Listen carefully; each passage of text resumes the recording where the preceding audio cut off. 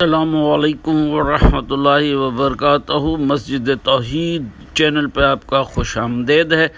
آج کا جو عنوان ہے درس حدیث سنیے مفتی سید حسین احمد صاحب سے، جزاک اللہ خیرا۔ فَإِذَا قَرَؤُوهُ قَالُوا قَدْ قَرَأْنَا الْقُرْآنَ فَمَنْ أَقْرَأُ مِنَّا مَنْ أَعْلَمُ مِنَّا ثُمَّ الْتَفَتَ إِلَى أَصْحَابِهِ فَقَالَ هَلْ تَرَوْنَ فِي أُولَئِكَ مِنْ خَيْرٍ قَالُوا لَا قال فأولئك منكم وأولئك من هذه الأمة وأولئك وقود النار۔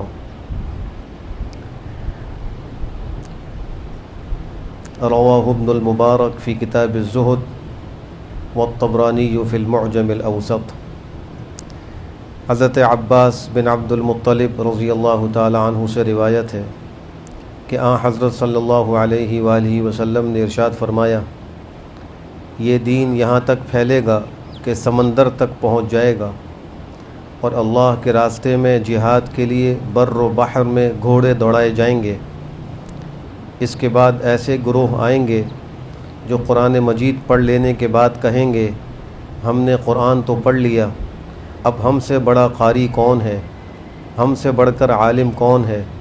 پھر آپ صلی اللہ علیہ وآلہ وسلم نے صحابہ رضی اللہ عنہم اجمعین کی طرف متوجہ ہو کر فرمایا، تمہارا کیا خیال ہے کہ ان میں ذرا بھی خیر ہوگی؟ صحابہ نے عرض کیا، نہیں۔ فرمایا، مگر ایسے لوگ بھی تم مسلمانوں ہی میں شمار ہوں گے، ایسے لوگ بھی اسی امت میں ہوں گے، یہ لوگ دوزخ کی آگ کا ایندھن ہوں گے۔ گزشتہ سے پیوستہ درس میں ایک حدیث ذکر کی گئی تھی جس کے اندر اس بات کا تذکرہ تھا کہ قیامت کے قریب اس امت پر ایک زمانہ آئے گا جو چاپلوسی کا زمانہ ہوگا۔ اس حدیث شریف میں آپ ایک اور زمانے کی طرف متوجہ فرما رہے ہیں، اور وہ زمانہ ہے خود پسندی کا زمانہ۔ اور اس سے مراد علماء نے لکھا ہے وہ لوگ ہیں کہ جنہوں نے کچھ تھوڑا بہت دین سیکھ لیا ہوگا اور کچھ قرآن پڑھ لیا ہوگا، لیکن قرآن کریم کو صحیح طرح نہیں پڑھ سکتے ہوں گے، اور نہ قرآن کریم کو پورا سمجھتے ہوں گے، اور نہ اس علم دین کے حصول میں کسی کی شاگردی باقاعدہ اختیار کی ہوگی، بلکہ اپنے ہی مطالعے سے اور اپنے ذرائع سے اس علم کو حاصل کیا ہوگا، اور دعویٰ ہوگا ہمدانی کا کہ ہم سے بڑا قاری کون ہے، ہم سے بڑا عالم کون ہے۔ تو فرمایا کہ ایسے ہی لوگ وہ اس دین کی ترقی اور فتوحات میں رکاوٹ بنیں گے، اپنے آپ کو بہت اچھا سمجھتے ہوں گے اور وہ دین کی ترقی میں رکاوٹ ہوں گے، حالانکہ اس سے پہلے دین وہ بر و بحر تک پھیل چکا ہوگا۔ اور وہ علامہ اقبال مرحوم کا وہ شعر ہے، دشت تو دشت ہیں دریا بھی نہ چھوڑے ہم نے، بحر ظلمات میں دوڑا دیے گھوڑے ہم نے۔ وہ شاید اسی قسم کی روایات کو سامنے رکھ کر انہوں نے کہا تھا کہ اسلام کی ترقی ہوگی، اسلام پھیلے گا، اور خشکی اور سمندر میں لوگ جو ہیں وہ اسلام کی دعوت لے کر پہنچیں گے، خوب اشاعت ہوگی، اور دنیا کے کونے کونے تک دین پہنچ جائے گا۔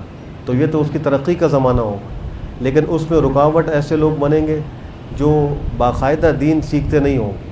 اور آج یہ فتنہ ہمارے سامنے ہے، جو لوگ انٹرنیٹ کے ذریعے سے کچھ معلومات حاصل کر لیتے ہیں اور باقاعدہ مستند اہل علم کے سامنے بیٹھ کر زانو تلمس طے نہیں کرتے اور دین کو صحیح طرح نہیں سمجھتے، تو پھر ان سے قسم قسم کے فتنے رونما ہوتے ہیں، اور ان کو دعویٰ بھی ہوتا ہے ہمدانی کا کہ ہم سب کچھ جانتے ہیں، اور بلکہ وہ اپنے اس تھوڑی سی معلومات کے ذریعے سے علماء پر طعن و تشنیع بھی کرتے ہیں اور قائل کرنے کی کوشش کرتے ہیں کہ ہم جو لاجک پیش کر رہے ہیں آپ اس پر غور کریں، اور ان کی بات کو تسلیم نہیں کرتے۔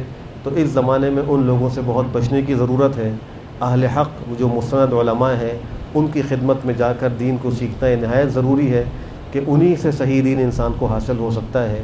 اللہ ہم سب کو بہتر عمل کی توفیق نصیب فرمائے۔ الحمدللہ رب العالمین۔